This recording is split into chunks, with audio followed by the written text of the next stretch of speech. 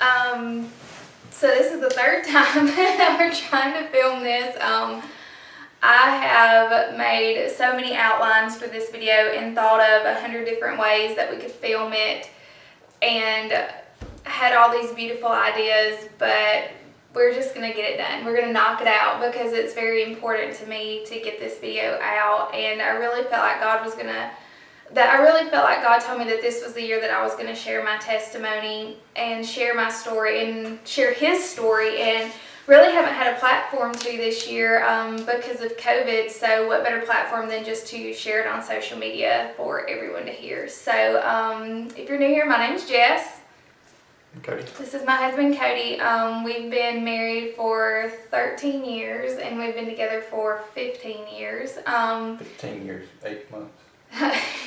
But yeah, this is the story of Like Rushing Waters. I've talked about it on so many vlogs, and I've said that it's going to be the next video probably 20 different times. So instead of waiting for the perfect opportunity or the perfect way to shoot it, we're just going to do it here together. And Cody's a very important part of this story, and I really wanted him to kind of be here to share it with me. But yeah, so a little bit of my backstory. I was homeschooled up until the 9th grade, and I was never super athletic. I went to school in the 9th grade for the first time, which was a pretty big shock. Met my husband there, met Cody there.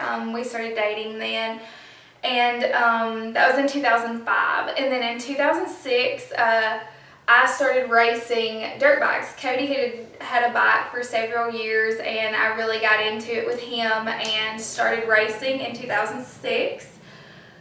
Became super fulfilled by that. I loved it. It was a huge part of our lives together. I feel like the part where I was awesome, so I got you into it. Also, I've got notes over here and a timer down here, so we're gonna try to keep this short. It's looking. Yeah, and we're trying to hit. I'm looking at you. I'm looking at the notes. I'm looking at you. Trying to hit the high points here.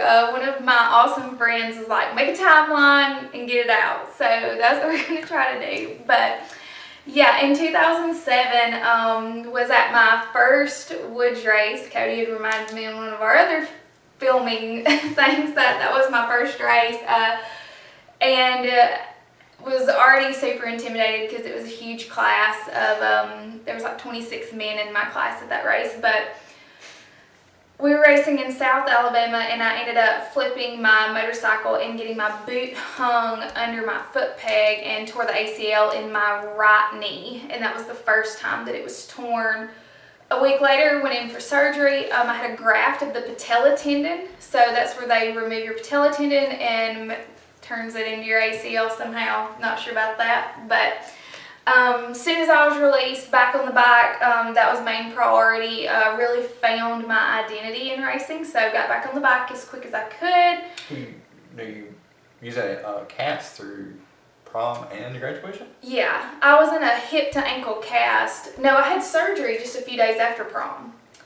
Yeah, you didn't have it because before. we were prom king and queen. I was like, I'm not going to prom. This stinks. My knee is tore up. And everybody was like, you need to be at prom. And we were prom king and queen. But had surgery like 2 days after prom, and I was in a cast from my hip to my ankle for senior graduation. I don't remember a lot of our senior year there towards the end. But so let's see, 2010, fast forward just a few years later, we had started racing motocross, started working my way up in the ranks of women's motocross, really enjoying it, and we traveled up to Huntsville, Alabama to ride, just chill at a motocross track for the weekend and ride.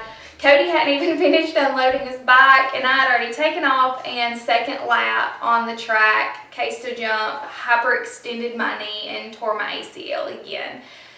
So we ended up going in for that second surgery, and they did a hamstring graft on that surgery, and I found out that I had tore my meniscus. I think it was kind of a chill tear at that time. It wasn't too bad, but I had torn my meniscus. They thought it could like heal back on its own. Yeah. So had my second surgery on that right knee. And then during that recovery is when I first found yoga. So in 2010 was when I kind of first started getting into yoga, and at that point in time it was just purely just for the physical benefits of keeping that hamstring conditioned. Oh, don't forget, like, so during surgery, she had the second ACL. And when they come out, they actually, like, test it, so they bend your knee.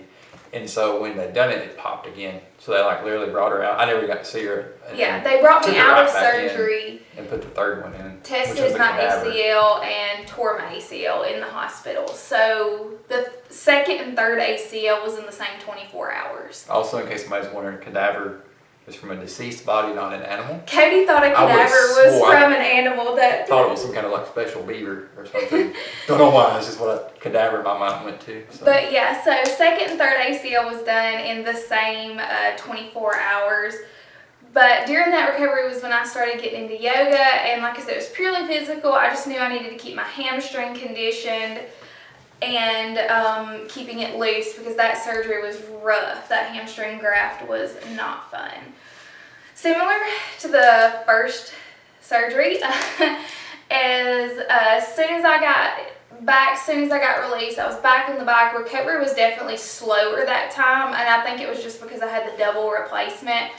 But as soon as I could, I was back on the bike. That's my complete identity was in racing. And fast forward 2 years later, we were at the Perry Mountain 24-hour challenge, 2 hours from the finish. So 2 hours from the end of the 24-hour race, I was clipped by another racer, which was purely an accident, but it threw me over the handlebars and damaged my right shoulder, shattering my collarbone, and they replaced it with a plate and 5 screws a couple days later. It was like funny though, because like Jess had went out and I was planning to catch her, and I like came around the corner and there was an ambulance there, and like I remember in my mind thinking, wow, if whoever went down here is in a really fast section, it was gonna hurt. And so it was me. Yeah. And so like then one of our friends waved us down and they're like, and we actually have it on GoPro. Yeah. Cody pulling up, seeing an ambulance leaving, and our friends like... Yeah, I was just going to go on, and then they stopped and told me it was... I was like, oh, crap. So I just, like, followed the ambulance out. But so I have my lovely artificially implanted collarbone now, and that was in 2012. And then... You have a very defined look. Yes. Cody says it makes me look ripped all the time. But 2012... was a really rough surgery. That was a rough recovery. I really started struggling with depression during that recovery. That's where it really began. And I wasn't surrounded by the best people at that point in time, and I actually even had people tell me that I had brought all of that on myself, and that I was in the position I was because it was my fault, and I really wasn't, there was really not a lot of people speaking life into me at that point in time in my life. So really that spiral of depression and negative thinking really began after that surgery in 2012. But same thing, like, all I cared about was racing, and so much so that 2 days after my surgery, I attended our awards banquet so I could get my #1 plate because all of my identity was wrapped up into who I was and how I was viewed as a racer. So we loaded up like 2 days after my surgery so I could go stand on a stage and get a number plate, and then I cried the whole way home because I was miserable. And all of my validation at that point in time in my life was just who I was on my bike. But I wanted to be viewed as being strong. What's wrong, buddy? He's tearing off his pillow. Oh, he's fine. Just leave him alone. That's okay. He's Look, okay. he's tearing off fluff out. It's fine. It's Just okay. No worries. We'll give him another pillow. Yeah. Yeah, we really need. We poured 2 pillows. But I just really wanted to be seen as strong. I found a lot of identity. Let's see if I have to like come this way. I found you gotta act like you like me. Your pants are in It my says leg, and it's like YouTube. creating fires. Sorry. And it's like, I wanted to be seen as strong, and I found a lot of my identity at that time in kind of this like comeback kid mentality, like how many times can I come back? But let's see. So what was something you enjoyed too? I mean, that's yeah, the thing. oh, is, I like, did enjoy it absolutely. But that was sort of the enjoyment was all we could see. So it was just like that's the point she was trying to get back to. I mean, that's her. Well, and I could never get back to that place of joy with racing, but and it always seemed like as soon as I got my confidence back as a racer, just like catastrophic failure would happen again. And so we fast forward another year, a little less than a year later, 2013, we were at a hare scramble, and just simply coming around like 2 turns after the start, I kicked my leg out to the side to go around the turn and clipped my knee on a tree. And when I clipped my knee on the tree, I flipped over the handlebars, and the handlebar went into my knee, and it went right above my kneecap. And it broke, well, it tore my ACL, and I knew my ACL was torn. It had been torn 3 times before. I knew what it felt like. So that was tear number 4. And when I went in for surgery, they realized that my femur had been broken as well.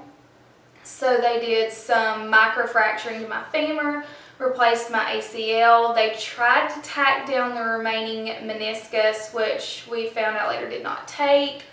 And that was an extremely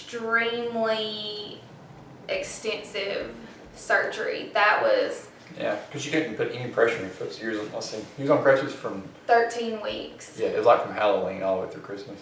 I had to be completely non-weight bearing for 13 weeks because my knee couldn't handle any pressure on it. So that was mentally and emotionally, I was already fragile going into recoveries at that point in time. So very mentally and emotionally broken, I would say. And just more cracks being put into that broken vessel. During that time, as far as yoga, my practice was just merely physical, and it would just come and go. I never had a steady yoga practice or any kind of steady physical fitness at that point in time. It was just, we were racing every weekend, and that was the priority. But that was very much a breaking point. I actually remember crying and just coming just apart on Cody and explaining to him that I didn't think I could go through another recovery, that mentally I didn't think I could handle another recovery. And I believe I cried most every day. Cody would come home from work and I would just be crying, just out of frustration and anger and so many different emotions. But I also didn't know if I could or wanted to go back to racing, and I didn't know who I was outside of racing. That was who I was. That was what I identified with. If you talked to me, that's what I talked about. That was everything to me. So I didn't know if I didn't really know if I could have a life outside of that for a little while. And it sounds dramatic, but it was really during that emotional state how I felt. I gotta stop saying it's so hard. But at that point in time, I knew that I needed a break from racing. I needed to stop. My body was very broken, along with my mental and emotional health. So I took a break from racing. Then in 2015, I got pregnant. We had a miscarriage. I was there too. Yeah, Cody was there. He took part in that. But we had a miscarriage in March, and come October, we had started the series again, racing. I was racing every weekend, running first in the point series. I had really thought I had healed my relationship with racing. I was loving it again, thriving, thought I had the flu, and I was pregnant. So we found out we were pregnant with Sky in 2015, and I didn't realize until pregnancy and postpartum just how wrecked my body was. And pregnancy will do that to you.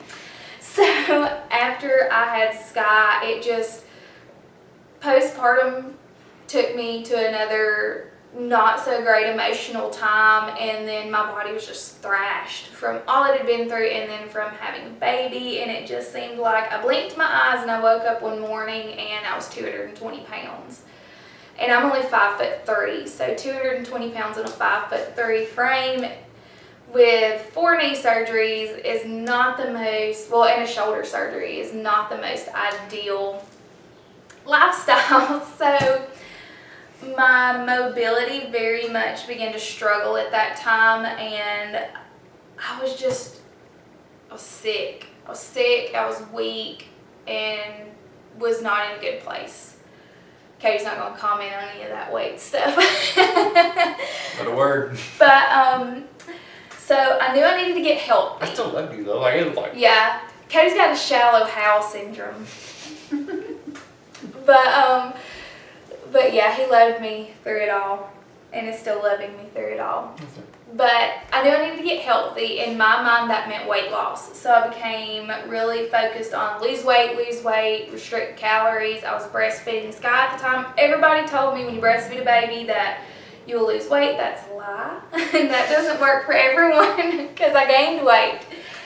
But I knew I needed to get healthy. So that is when I really dove deeper into my yoga practice. We actually went to a few yoga festivals. Cody tagged along to those. We've got some videos of some of them if you want to watch the videos on our channel. But dove deeper into yoga, and I started to really get healthy. I began to see these other yoga instructors and the peace and contentment that they held. And I realized there was something more to yoga than just your physical practice, that there was something deeper to that practice. And I'll also say, like, we grew up in church. We were in church from birth. Like, my family is huge in church, and I had a relationship with God, but this next thing that we're going to talk about, it really just forever changed my relationship with Jesus to that personal relationship. So skipping forward, after I had Sky, like I said, I started to get healthy, started to dive a little bit more deeper into the spiritual side of yoga, and realizing that there was a connection with that mind, body, and spirit, to God. So this is the date. I remember this date. Most of the other things I remember there being a year in there, but August 26, 2017, I remember that date specifically. Like, I remember everything about that date. My back had been really bothering me, but I lived in such a constant state of pain that really more pain, it just kind of numbed me. And it sounds very dramatic to say that I was in a constant state of pain, but just my body hurt all the time. My shoulder and my hips and my knees. And if you've ever been on crutches, being on crutches for 13 weeks, working, long hours is not the best thing for your hips and back, come to find out. But my back was bothering me really bad, and just like everything else, I kept pushing it away and thinking that, I can just push it away. I can block it out and I'll be okay. And one morning, I laid down on the floor just to try to get some comfort and to try to get some rest, and I felt something shift in my lower back and in my hips, and immediately just was in excruciating pain, and I lost control of my left leg, and I couldn't feel my left leg. I couldn't move my left leg anymore. And anytime Cody would try to touch me, I would just scream. Like, it was the most pain like I've ever been in, topping childbirth without a doubt. Every time I would try to move, my lower back would spasm and it would tighten up. And Cody ended up having to call my dad because they were going to try to help me get up, and they ended up having to call an ambulance to come get me because I couldn't move. I couldn't physically use my body. Yeah, something really just random fact for everyone out there. So at the time we were living in the camper, Yes, we were living in our camper. just in case anyone's ever curious, a stretcher will not fit Nope. width-wise through a camper door. They put you in a body bag. Well, they like wrapped her up and they had to like turn her sideways and tote her through it. And I just like, I don't know, like a lot of things I just, stick out in my mind from that day. But that's oddly one of the main things, like, a stretcher won't fit through a camper door. So if anybody's ever curious, And if you ever want to ride in a glorified body bag, yeah. that's how you do it. But we got to the hospital and we ended up following up with an orthopedic and then a spine doctor, and we found out that my L4, L5, and S1 vertebrae had collapsed. It had pinched off my sciatic nerve and it had pressed up against my spinal cord, which kind of found out was pretty dangerous. We didn't really realize that at the Impressed. time. Yeah, Google things and you find stuff out. But I had a couple MRIs, lots of tests done. I don't even know how many doctor's appointments I ended up having, and they came up with a plan to do 3 different surgeries and then have a stem cell transplant to see if they could repair some of the damage done to my back, and none of it was guaranteed. Like, they didn't even know. Yeah, like, so what's the chances of this working? Like, yeah, And they- it's about yeah. 50-50. Like 50-50 is like good odds. And one of the surgeries they even told us was going to be experimental. They were almost excited to do the stem cell transplant because it was still like an experimental surgery. Yeah, and I was it like, really y'all are way too excited about testing this Just jumping on that surgery. really quick. So 2 months later, 2 full months, November 1st, I ended up, let's see, I'm skipping ahead. It was 2 full months.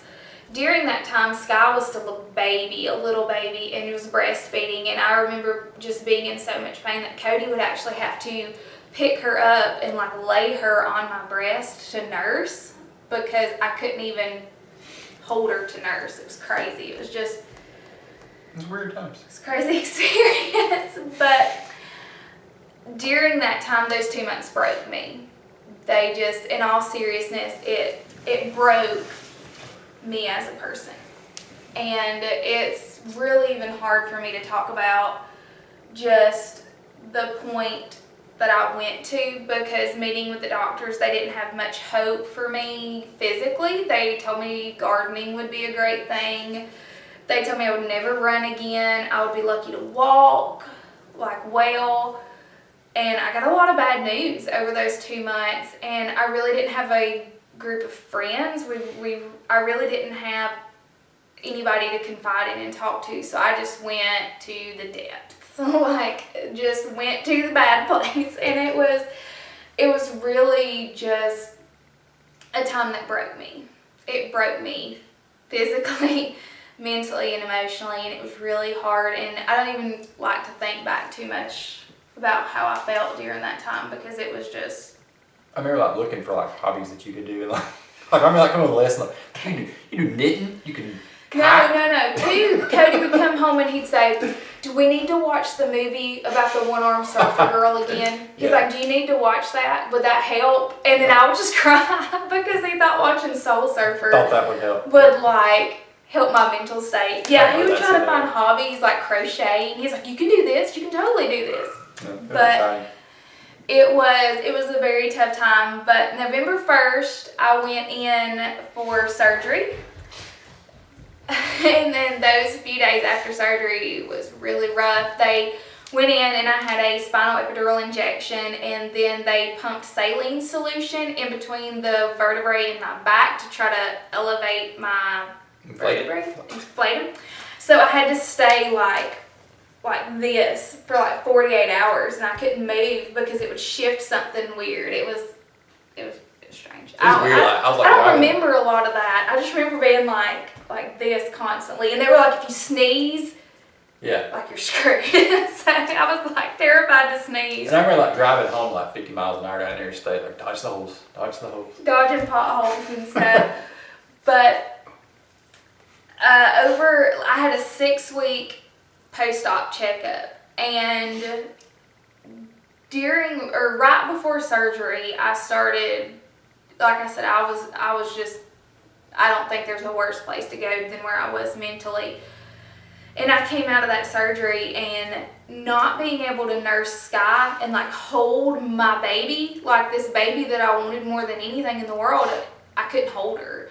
And it really made me realize I don't need to just do this for me, I need to do this for her. And it became a game changer for me, and it started to change my mentality. But over the next 6 weeks, I probably made the biggest transformation, the biggest change that a person could make in their life. I decided I was tired of it. One day Cody was at work and Sky was sleeping on the couch, and I was on my yoga mat, and I will never forget it, and I was in child's pose, and I was just weeping and crying and having a conversation with God, and just mourning myself and feeling like I was so broken and so lost at that time, and just crying out to him.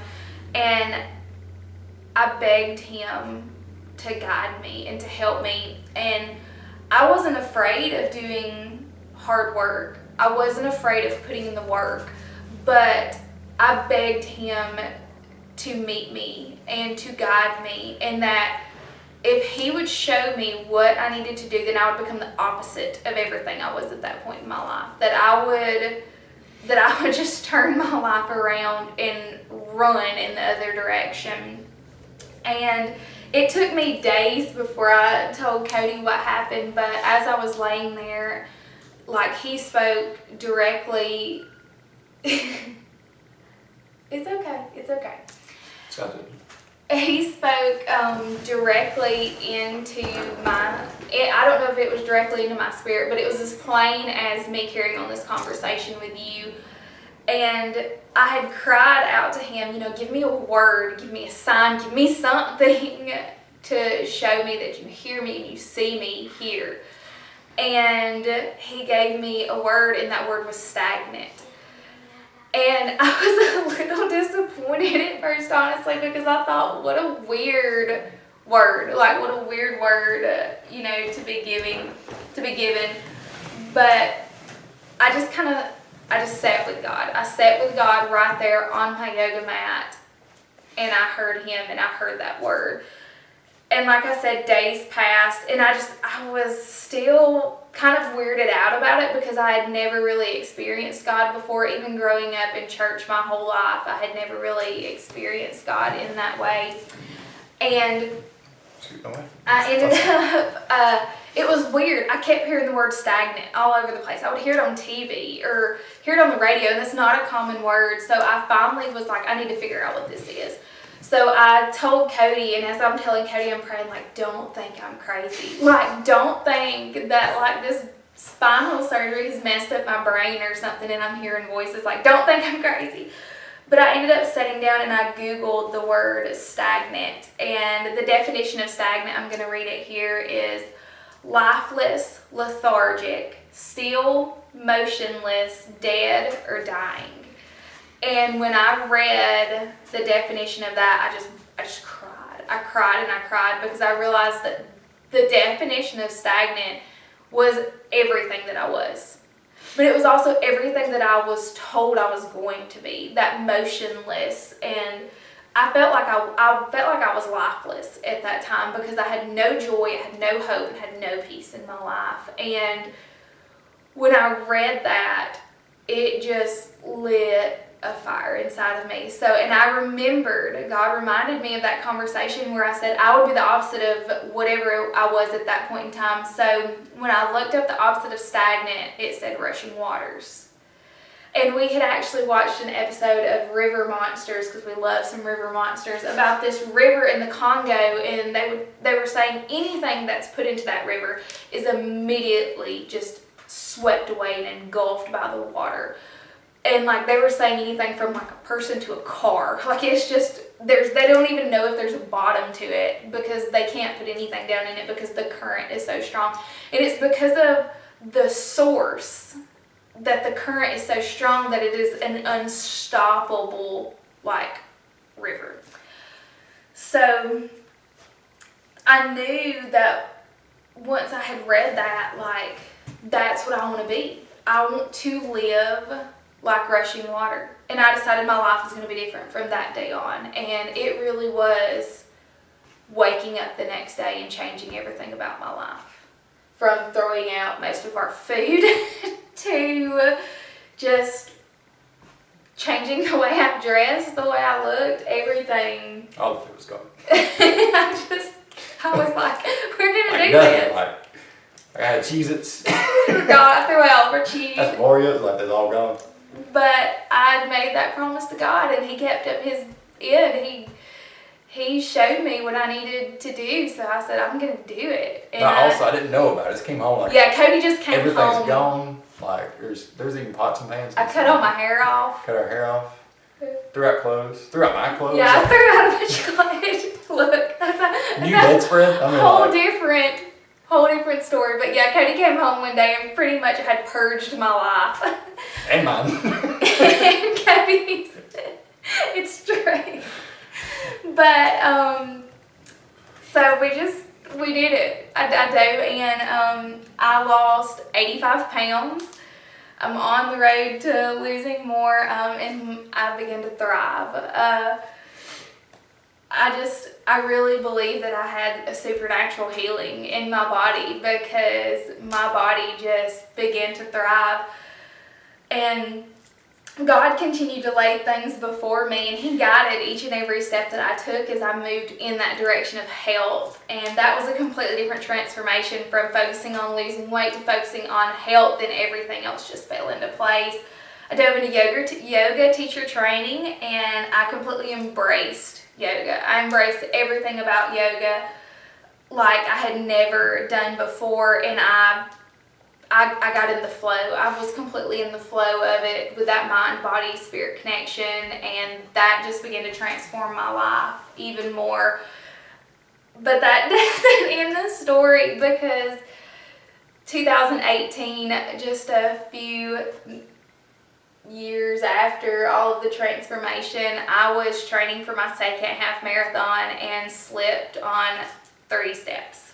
3 steps, and anything can happen. Anything can happen. It's true. I ended up hurting my knee going in. They were like, we're just going to take you to surgery. We're not even doing MRIs. We're going to ride into surgery. And a 4-hour surgery, 20 minutes later, they came out and got Cody. Cody thought I was dead. Like, like they're like, it's going to be a few hours, and they come out in 20 minutes, and I'm like, we're not doing it today, or did something happen? So they came out. Go ahead. Well, I come out and they're like, so it's a little bit worse than we expected. I'm like, so why are we here early, in the room? And so like, they're like, we really think she would be a good candidate for a complete knee replacement. I'm like, And they tried to get him to sign off on it. Like, will you agree? yeah, they that said like, could we do can go this? ahead and do that right now if you want to. And I'm I ain't making that decision. Cody's like, this will kill me Like, if she wakes up and I'm just like, yeah, replace her knee. Go ahead. It So- looked cool. I mean, like the picture, like I was impressed, but like I'm not doing it. So when For I woke up from surgery, my ACL was gone, my MCL was gone, the remaining meniscus out of my knee was gone, and where they had microfractured my femur, they said that they could take like a pin and push up into the bone, that the bone was compromised, and like it was just soft tissue where it had not healed back up.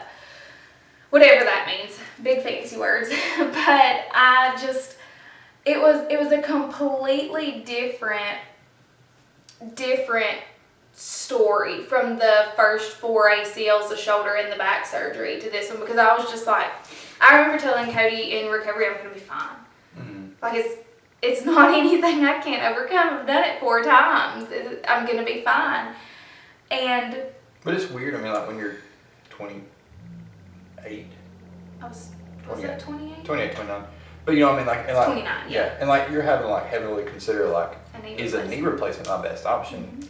But I mean, like pretty much from the get-go, it said against it. I mean, it sort of would come up in conversation for about a week. But And I was like, no. yeah. I knew I was not going to have that knee replacement. I wouldn't schedule the surgery. I was like, that is not what's going to happen. Instead, 2 months after my knee surgery, I scheduled my first triathlon, because that's what I was going to do. So 2 months after, my first triathlon was 2 months after my knee surgery. So I decided I'm going to do a triathlon, and I trained for 2 months, and I became obsessed with it. And then 2 months later, I signed up for another one and signed up for some more, but thanks COVID, that kind of dropped off. But yeah, so just, it was a shift. It was a complete shift in a perspective and a mentality, and that's what Like Rushing Waters is, and that's what it means to me. To live like Rushing Waters is a transformation. It is a lifestyle choice. It's a mantra, but it's so much more than a mantra.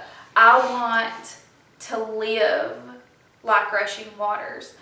And over the past few years, I've had many conversations with God, many more since that moment on my yoga mat, and He's never let me down. He's never failed me. He's never not been there with me. And I know that the force behind my flow is Christ. The force behind my flow is Him, and I know because of that my current is unstoppable. And if and when something comes in front of me, that I have the power that He has placed into me to tackle any obstacle that stands in my way. And just through yoga and meditation and changing my lifestyle, my life was completely transformed by His hands. And that's just really what it means to live like Rushing Waters, is to live as that unstoppable force. But that's the story. 35 minutes into what was going to be a super short video. But it's so much, and it's hard to condense it all down because it is so much. And that's really all I like. That's just 4 or 5. snippets. That's just snippets of it, but that's as much as that can be That's the condensed highlight, down. yeah. Highlight reel. We have a podcast all based on just what it means to live like Rushing Waters. Just the breakdown. You said we'd do it, we should. We could. But anyways, so it's like just I'm a down, thank you. story of, I was told that I was never going to really be mobile. I remember I asked, like, when they came out for the knee surgery, I was like, I know she's going to ask, like, how long can she run? And she's like, she'll be doing good if she can ever walk normal again. I was like, oh. They're like, we're Okay. shooting for walking. Yeah. And I've done Way more. 5Ks, 10Ks, triathlons, half marathon. You cycle a lot. Yeah, I've done a couple 50 milers and a 24 24 hour hour, yeah. duathlon, and gonna do an Ironman. I'll be there to support that as well. Katie's a good support From the system. stand, yeah. From the line stand. But yeah, we're gonna go ahead and end it. But yeah, that's the story. That's the story of Like Rushing Waters, what it means to live like Rushing Waters, and just snippets of kind of our lives over the past few years. And when people see the tattoo and they ask the story, I'm almost just like, God, I can't. Like, how long do you have? You get a card with a link on it. You just Yeah, tap the link. yeah, because it's such a crazy and unbelievable and magical and beautiful story, and I just can't believe I get to live it. Mm-hmm. And just to be a walking testimony of God's goodness. So, but yeah. We should high five now. But thanks for watching. We probably won't have another video like this, but maybe. No. No, I don't want to have another video like No. this, but we don't often have sit down talk videos, but we figured Cool. this was the best way. But yeah, thanks for watching. We love you guys. Like, subscribe.